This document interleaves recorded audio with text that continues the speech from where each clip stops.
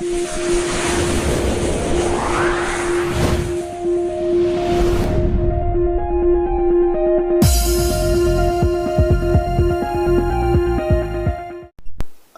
alaikum wa rahmatullahi ta'ala wa barakatuh.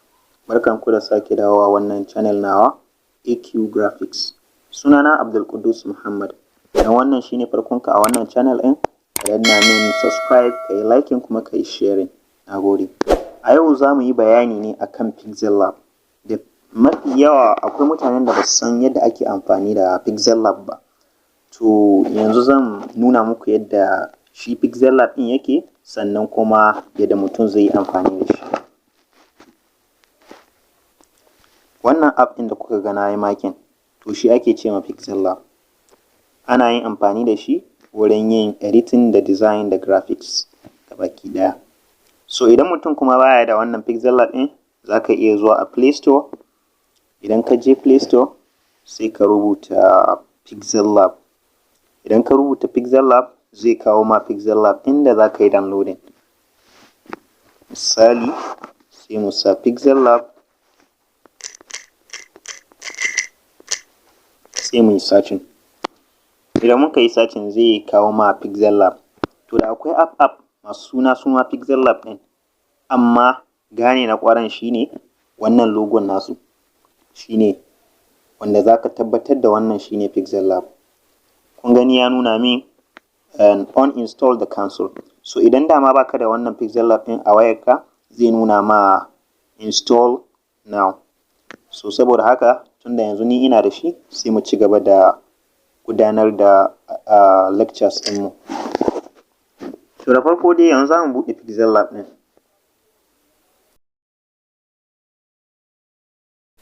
Bayan ka buɗe Pixellab ɗinka, zai nuna ma kamar haka. Idan ya nuna min, za ka ga new text, za ka ga wannan background ɗin shine na background ɗin Pixellab.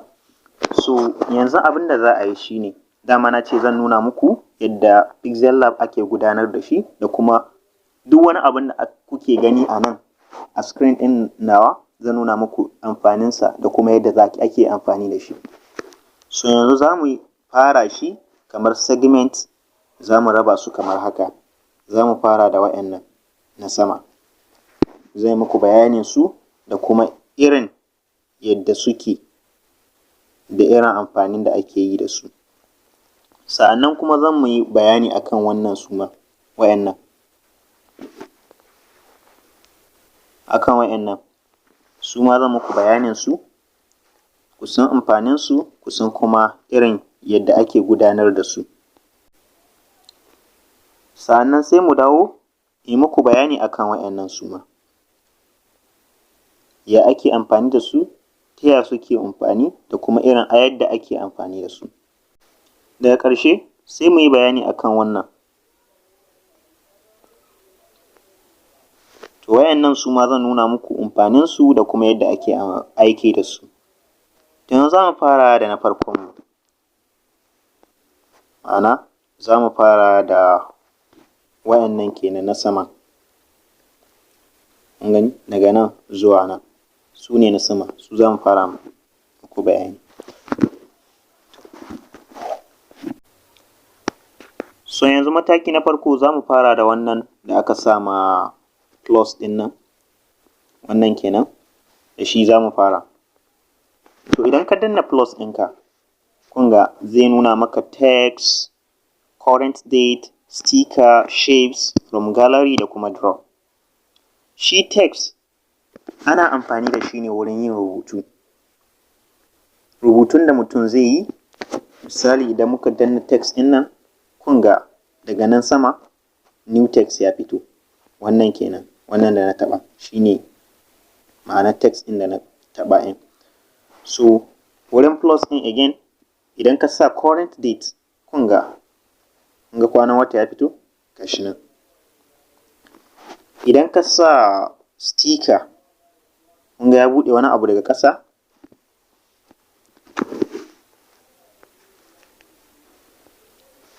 Ina nufin waɗannan su a stickers, su muke kira stickers. So su ma idan ka zo wurin stickers ɗin, ga sticker plus, ga sticker, ga kuma emojis. So duk wanda ka ɗauka shi ne zai yi reflecting a wannan wurin. Yanzu misali duk wanda muka taɓa za ku ga yana canzawa, kun gani? Gashi nan. Duk sticker inda ka taɓa a nan,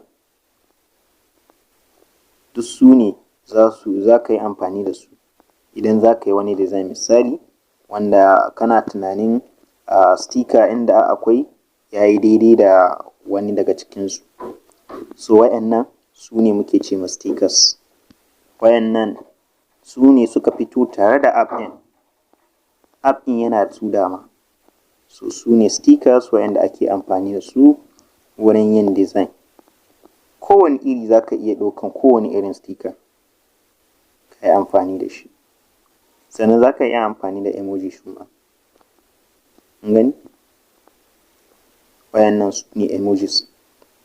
Su ma ana amfani da su wurin yin design. Sai sticker plus wanda yana amfani da data. To daga nan za mu sa cancel saboda mu ci gaba da lecture ɗinmu. Yanzu sai mu je ga na biyu. Wannan kenan. To shi idan mutum ya danna zai nuna ma abu biyu. Gashi nan sun fito.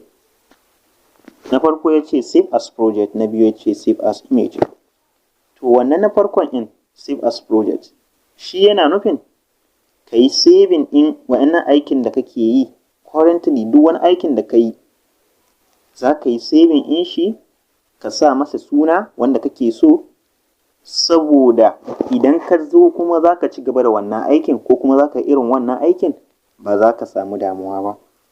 Ma'ana idan ka yi saving in shi as project za ka iya ka yi amfani da shi duk lokacin da ka bukata. Sai mu danna save as project misali, sai ka rubuta title ɗin abin da kake son ka rubuta. Bari mu sa AQ graphics. Sai ka sa OK. Bayan mun yi saving da sunanmu, yanzu ko da mutum bai shigo Pixellab ba, misali ka fita kamar haka, idan ka dawo a Pixellab ɗinka za ka iya ci gaba. Ko kuma mu batta akan ma ka dawo farko kamar haka. To wannan wanda muka yi saving yanzu, idan mutum na son ya buɗe shi project kenan ko? Tunda da muka danna save haka muka sa save as project. To daga nan ƙasa idan mun ka zo zan muku bayaninsa. Nan wurin kenan. In kun lura shi ma an rubuta mai my project. To wannan abin da muka yi saving a nan ne za ka gansa. Za ka iya buɗe shi ka yi amfani da shi. To yanzu sai mu ci gaba. Akwai kuma save as image. To a nan zai buɗe ma wannan pejin ɗin. Idan ya buɗe ma wannan pejin ɗin, wa'annan nake nufi, da su za ka yi exporting image ɗinka wanda ka yi aiki, sannan ya yi saving a cikin gallery ɗinka na waya. Nan inda ya rubuta mana JPG no transparency, ma'ana za ka iya saving in shi a matsayin hoto. JPG hoto ne wa'anda suke da background. PNG kuma hotuna ne wa'anda ba su da background. Saboda ko da ka yi zooming insa sosai, yana nan da quality in shi ba zai fita ba. Sai kuma dimension. A dimension in nan idan kuka lura ya sa default, shi zai zaɓi ma da kanshi kenan. Idan kuma baka son hakan sai ka danna. Idan ka danna kun ga ya rubuta mana custom, low, medium, high, very high da kuma ultra. So wa'annan da su ake za ka iya yin dimension inda kake son ka yi saving da shi. So mutane yanzu wannan ya rage ga wanda yake son ya yi saving, sai ya zaɓa daga cikinsu. Sa'annan kuma idan ka zo ka yi saving, misali ka sa low, to za ka cimma abin da ka yi saving in ba zai ci MB da yawa ba. Ƙila ma sai dai ya kasance KB. Idan ka sa medium shi ma haka. Amma idan ka sa high, very high da kuma ultra yana iya kaiwa kamar 1 MB. Ma'ana iya yadda kai saving in shi iya quality ɗinsa. Yanzu sai mu ci gaba. Idan ka gama gabaki ɗaya, nan shine save to gallery. Idan ka danna export, wurin export image ɗin nan, za ka danna save to gallery. A nan ne zai buɗe ma folder na karan kansa Pixellab ɗin, ya ma saving in hoton da kake buƙata a wayarka. Sai mu ci gaba. Da nan kuma, mai kama da wannan share ɗin, shi idan ka danna shi, shi ma the same thing. Idan kuka ga mun yi bayani akan saving, shi ma haka yake. So idan mutum ya danna shi, kun gani, zai kawo ka direct, ba sai ya ce maka save as project ba ko kuma save as image. To shi zai kawo ka ne direct inda za ka yi saving zuwa gallery. Kuma ina fatan dai ana fahimta. Na yi bayanin wannan. Sai na gaba. Na gaban shine wannan kenan. Wannan mai dot ɗin nan guda biyu. Shi kuma Pixellab ɗin karan kanta tana cike da abin da muke ce ma quotes, irin maganganu da kuma karin magana da sauransu. So idan mutum ya danna shi kamar haka, zai buɗe ma. Daga nan kun ga an rubuta ne, an rubuta quotes. Nan kuma English, nan motivation. Amma tsakanin English da motivation za ku ga aro guda biyu. Haka ne? So wa'annan aro in suna nufin za ka iya canzawa. So bari mu dibi yanayin abun yadda yake. So wa'annan su ne quotes inda suke cikin Pixellab ɗin ta karan kanta. Kun gani ga sunan sai wanda ka zaɓa. Kun gani? Without hard work, nothing grows but weeds. Ga sunan da yawa. Well done is better than well said. Ga su sai ka zaɓa. Wayannan su ne quotes wayanda za ka iya amfani da su ba tare da za ka iya amfani da su. Misali kan ga wannan, if you can dream it, you can do it. So ni ma zan ce muku, if you can dream it, you can do it. Saboda haka a dage da sannu ake iya wannan Pixellab ɗin. Aikin da ake yi da kake tunanin sai da laptop, to idan ka dage ka mai da hankali da Pixellab ɗinka ma sai ka yi irin wannan aikin. Sai mu ci gaba. A nan wurin English, kun ga yare biyu ne suka saka a ciki. Idan ka danna, default ɗin shine English na farko kenan, na biyu ɗin shine French. Kun gani? Ga suna. Za ka iya duk wani bonjour za ka iya danna shi ma a nan. Sai kuma mu mai da shi English inda muka saba. Daga nan gefen inda kuka ga motivation, ma'ana duk wani quote inda za ka cimma a wannan paging in na motivation ne. Kamar nan da suka rubuta, a creative man is motivated by the desire to achieve, not by the desire to beat others. So wannan su a motivation quotes. Idan ka danna shi, kun ga akwai motivation, akwai success, ga friendship, ga happiness, ga inspiration, ga positivity, ga episode. So duk wanda kake so quotes sun riga sun tsara shi wanda za ka iya ɗauka ka yi amfani da shi. Za mu iya zuwa ga success, ga sunan da dama wanda za ka iya zaɓa. Za mu iya zuwa ga friendship, ga sunan suma da dama. Kun ga wannan ya ce, a friend is one who works in when others work out. So ga sunan da dama za ka iya zaɓa. Ga happiness, shi ma happiness is an inside job.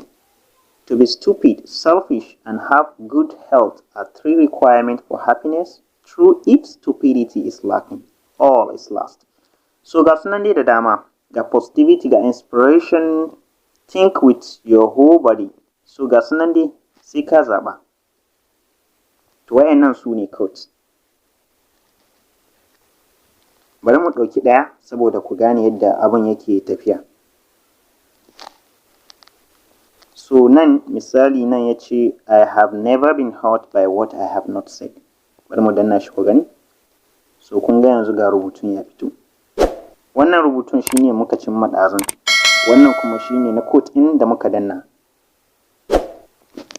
Na gaba shine wannan dot ɗin guda uku, wannan kenan. Su kuma idan ka danna shi guda uku ɗin nan zai buɗe ma wata menu mai ɗan yawa haka, inda za ka ga dukansu zai muku bayanin amfaninsu. So idan mutum ya danna wannan, ku gani ya nuno. Ya ce use image from gallery, ma'ana shin kana son ka ɗauko wani hoto daga cikin gallery ɗinka wanda za ka yi amfani da shi a nan. Nan kuma full screen. Idan kana cikin aiki kana son ka dibi yanayin aikin da ka yi, za ka iya danna full screen. Use image from camera. Amma dai bari muna yi kuna ganin abun yadda yake tafiya. So yanzu na farko ya ce use image from gallery. So idan ka danna shi zai buɗe ma gallery ɗinka kamar yadda kuka gani. Kun gani? So a nan za ka iya ɗaukan hoto ta cikin gallery ɗinka. Duk wani hoton da kake buƙata za ka iya ɗauko shi. In ma baka ci musu a nan ba, za ka iya jawo gefe haka kamar haka, sai ka je in ka san inda hotonka yake, ko kuma ka je ga gallery ɗinka, in ga phone yake kun gani itel P15, in ga memory yake da sauransu. So shi ne import from gallery. So yanzu misali za mu iya ɗauko wannan aikin da na gama ɗazun. So idan ka danna shi kamar haka, misali mun ɗauko hoto, gani ga hoton da muka ɗauko nan. Amma abin da za ku yi la'akari da shi shine, da na ɗauko hoton nan kun ga ya shige ciki can ya koma can ƙasa. So a nan duk wani hoton da za ka ɗauko daga wurin use image from gallery ɗin nan, ma'ana zai zauna ne a background. Da sannu insha Allah zan koya muku yadda na haɗa wannan rubutun da kuka wancan background ɗin da muka aza yanzu. In Allah ya yarda zan nuna muku yadda ake yin sa. So idan ka yi amfani da use image from gallery, so shi kuma kun ga zai ɗauko wannan image ɗin, za ka ɗauko shi, kuma shi image ɗin shine zai zama me, shine zai zama background. Kada mu manta da wannan. So wannan shine full screen. Idan muka danna shi kun ga komai ya ɓata, sai wannan aikin da muka yi su ɗaya suka rage. So wannan shine full screen. Idan kuma kana son ka mai da shi daidai, shine za ka danna wannan abin shi. To idan ka danna shi, shine zai mai da shi daidai yadda yake da. To yanzu sai mu danna shi, kun ga ya fito daidai. Daga nan kuma sai use image from camera. Kila akwai wani image a gabanka wanda za ka yi amfani da shi, so za ka iya danna shi ka yi snapping ka ɗauko shi. Shine nan wurin use image from camera. Yanzu idan muka danna shi zai kai mu ga camera ɗinmu, saboda mu yi hoton abin da muke son mu gudanar. Misali kamar haka zai buɗe camera. Kun ga ya buɗe camera ina. So haka sai mu koma mu ci gaba. Idan muka danna shi again, daga nan ƙasa akwai export image. Shi export image idan ka danna shi, kun gani the same thing yake kamar me, kamar saving. Ɗazu da na muku bayani yadda ake saving. So kun gani a wurin nan kenan, kuma ga export image ɗin. Kun gane shi? So shi da share da wancan aikin su kusan ɗaya. So sai mu ci gaba kuma wurin image size. To anan nan ne ilimin image nan ne ilimin size ɗin aikin da kake son kai nan zai shigo. Bi ma'ana idan ka danna image size, so yanzu kun gani ya nuna muna nan wurin presets, da kuma wurin preset ɗin nan ya nuna custom, then aspect ratio nan 16:9. So yanzu yana nufin wannan aikin da muke ciki, wannan background image ɗin da sauransu yana a ratio na 16:9 ne. Ma'ana idan muka je kamar haka daga nan 16 kenan, idan muka dawo daga ƙasa kamar nan shine 9.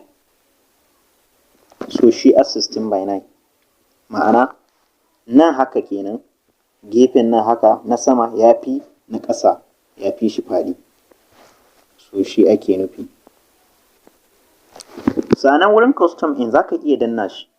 Idan ka danna custom, kun ga ya fito da rubutu.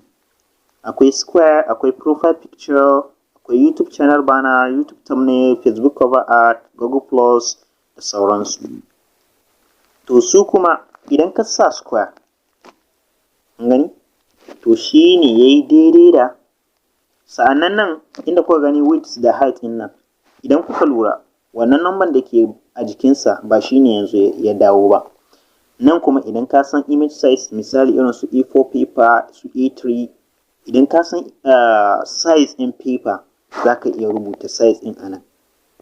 Idan mutum ya danna kamar haka, kun gani zai fito, sai ka rubuta size ɗinka direct, zai haɗa ma wannan size ɗin.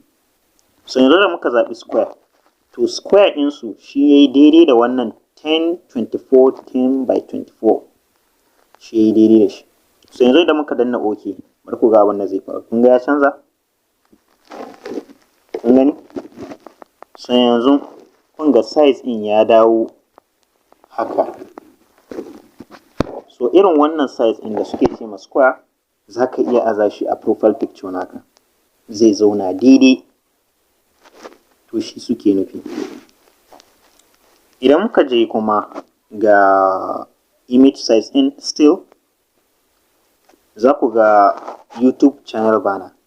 To shi ne wannan 16 by 9, shi ne daidai da shi. Amma ga numbering ɗin shi, kun gani 2560 da kuma 1414, shi ne numbering ɗin shi. Kun ga ya fito kamar wancan, ya fito da shi ko? So image size kowane irin za ka iya sakawa idan ka san da shi. Wannan Facebook cover art za ku ga yan tsito saboda me? Saboda aspect ratio ɗin shi yana da yawa, sannan ya karanta. Kun gani ya ƙara koma ƙarami. So wannan shine ne, shine image size. Za ka iya ba shi size duk wanda ka so. Misali wurin rubuta sizes ɗin, bari mu ce misali mu sa 5 by nawa?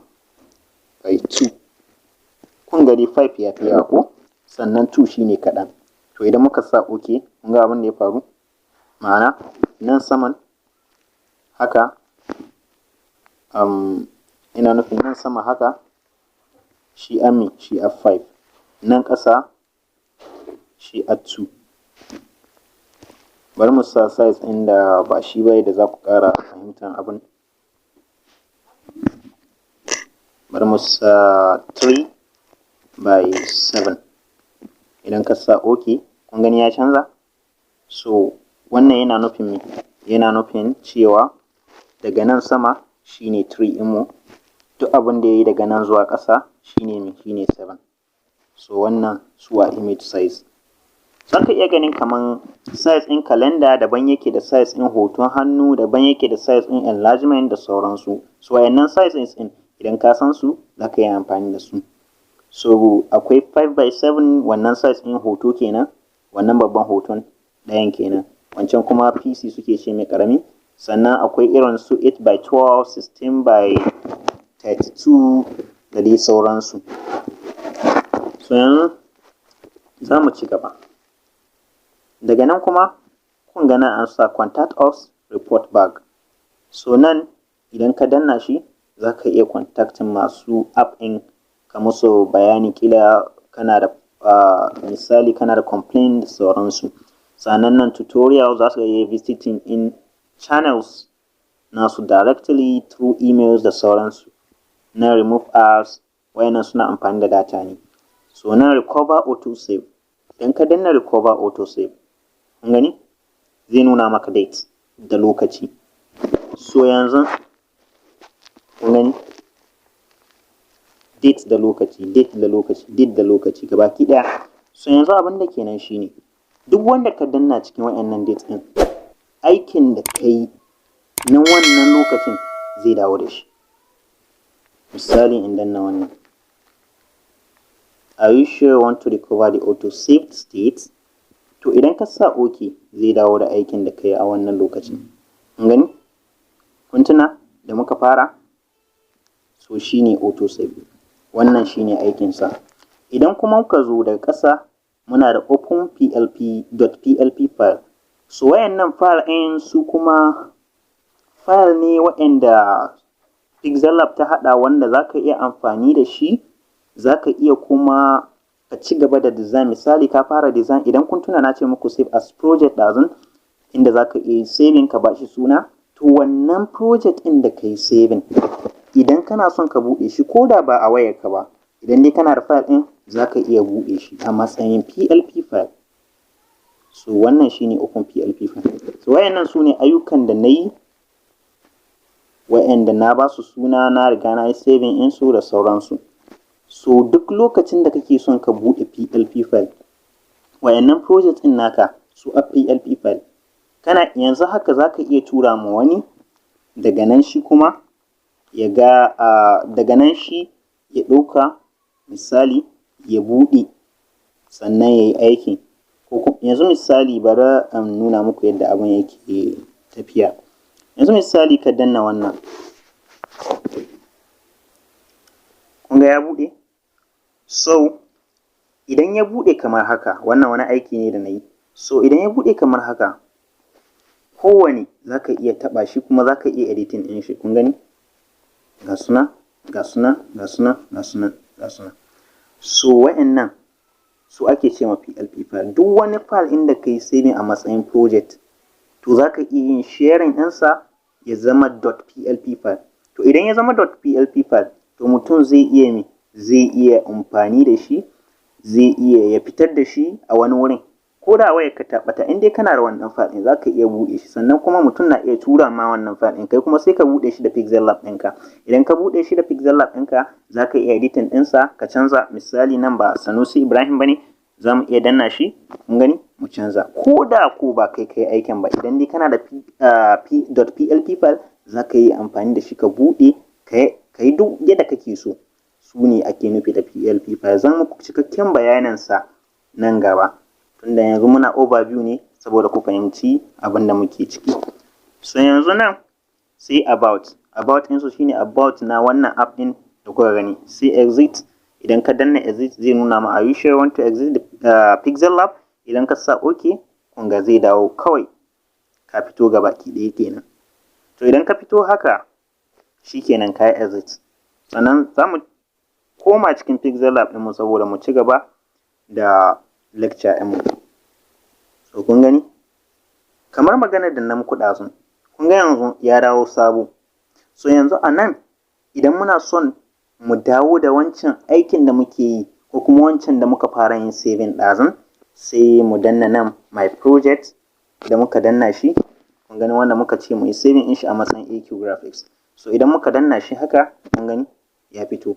So shi ne nake nufi, za ka iya ka ci gaba da aikin da kake yi. To daga nan kuma sai mu zo daga ƙasa. Daga nan ƙasa muna da wayannan abubuwan.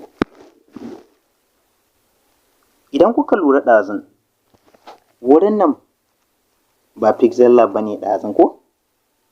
Zan muku bayanin abin da ya sa.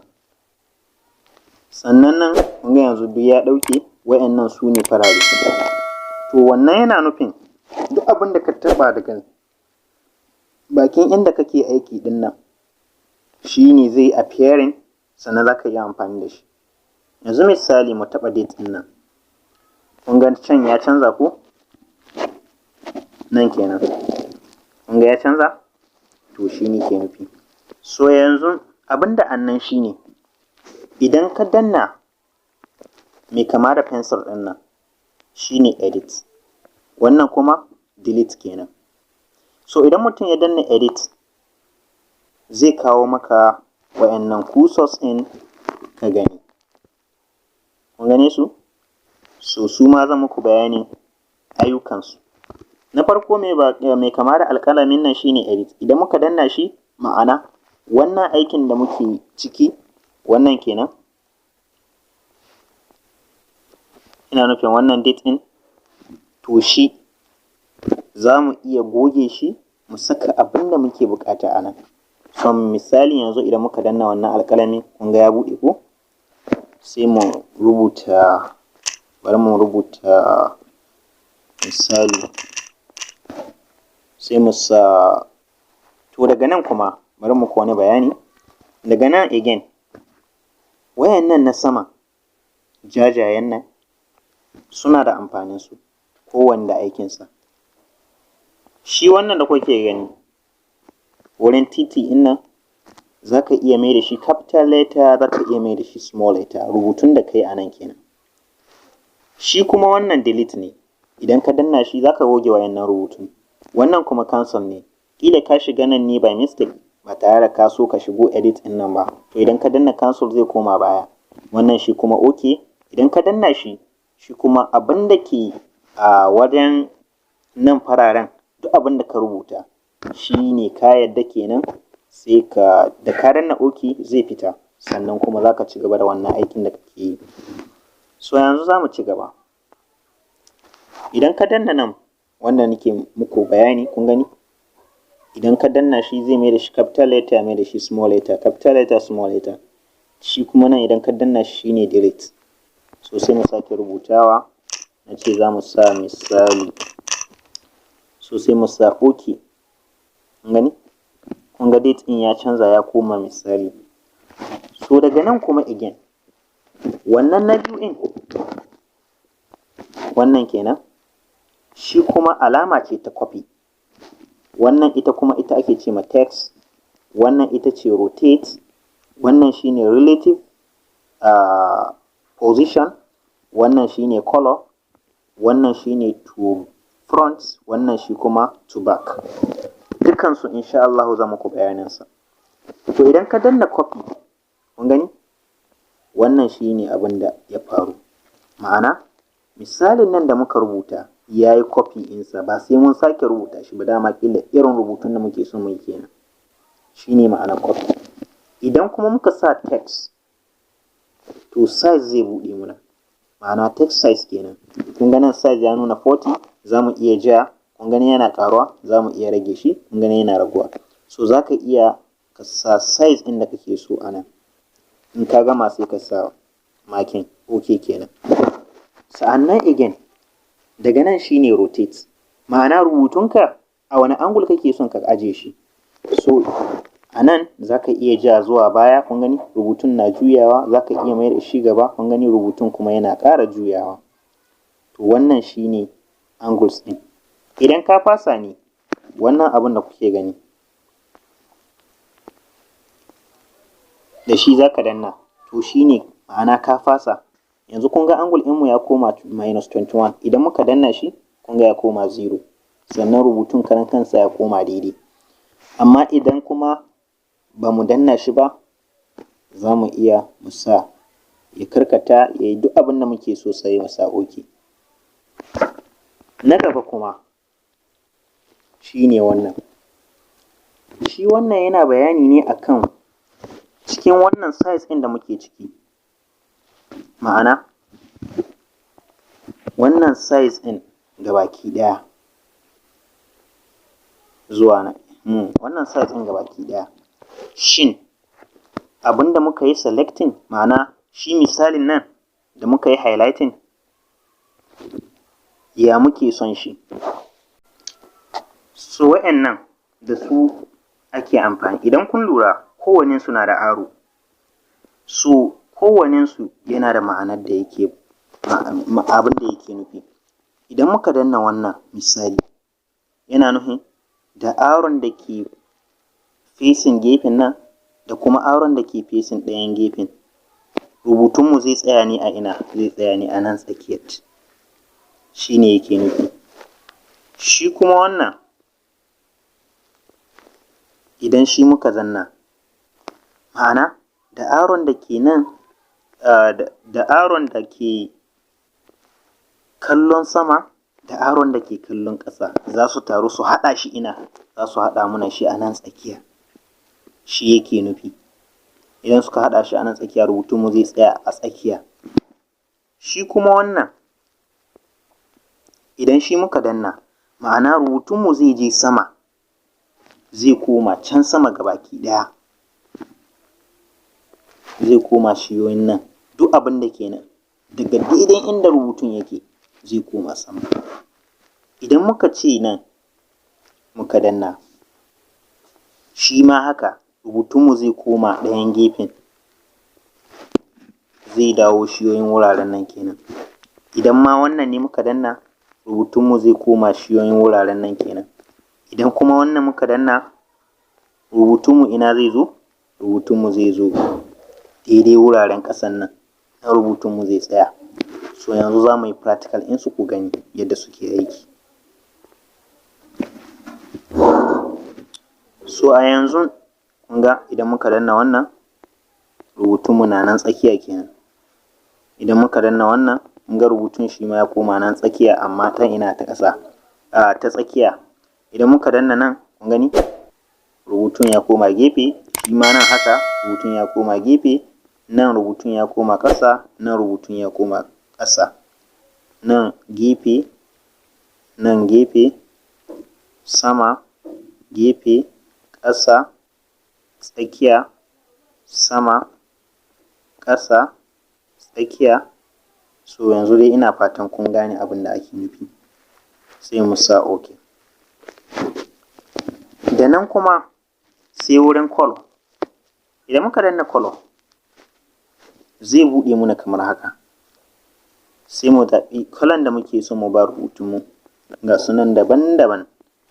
Kun gani? Duk abin da ka taɓa nan color ɗin shi ne zai fito a can kenan. Duk wanda ka taɓa kala ɗin zai fito. Sannan daga wurin kalan nan, daga nan ƙasa an rubuta gradient, ma'ana kala biyu haɗe, su ne ake ce ma gradient. So idan ka danna gradient, kun gani? Idan ka danna wannan kamar fari da baƙi da fari haɗe, ga sunan dai su ma su a gradient. So za ka iya ba shi duk wanda kake so. Bari in ƙara mai girma saboda ku gan shi da kyau.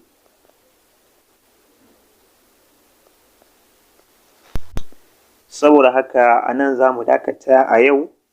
Zan ci gaba da ɗaura muku bidiyo na lesson kamar irin wannan bidiyo ɗin, domin ci gaba da samun ire-iren waɗannan bidiyoyin waɗanda za ku ilmantu da su, ko kuma waɗanda suke son su koyi sana'ar graphic design ba su iya ba, za su iya ku ci gaba da bibiyan shafina na YouTube AQ Graphics. A nan ku danna min subscribe, sannan kuma ku danna alamar ƙararrawa. Wannan shi ne zai ba ku damar sanar da ku da zarar na ɗaura sabon bidiyo. Na gode sosai. Sai kuma zan ci gaba da muku cikakken bayani insha Allahu. Za mu ci gaba a lecture ɗinmu na gaba, za mu ci gaba daga wannan colors ɗin, in ƙara muku cikakken bayani a kansa har zuwa waɗannan abubuwan da na nuna muku cewa za mu yi bayaninsa har ƙasa. Sa'annan kuma sai mu ci gaba da practice, muna haɗa designs, muna haɗa logo, muna haɗa abubuwa dai daban-daban waɗanda za ka iya yi da wayarka. So saboda haka waya za ta iya zama kamar wata, ka mai da ita kamar asset haka, wanda za ka iya amfani da shi wajen kai ma ka samu naka, za ka iya yin design ga mutane a biya ka. Saboda haka insha Allahu zan ci gaba da ɗaura muku irin waɗannan bidiyoyin. Ku danna min subscribe. Na gode sosai. Ma'assalam.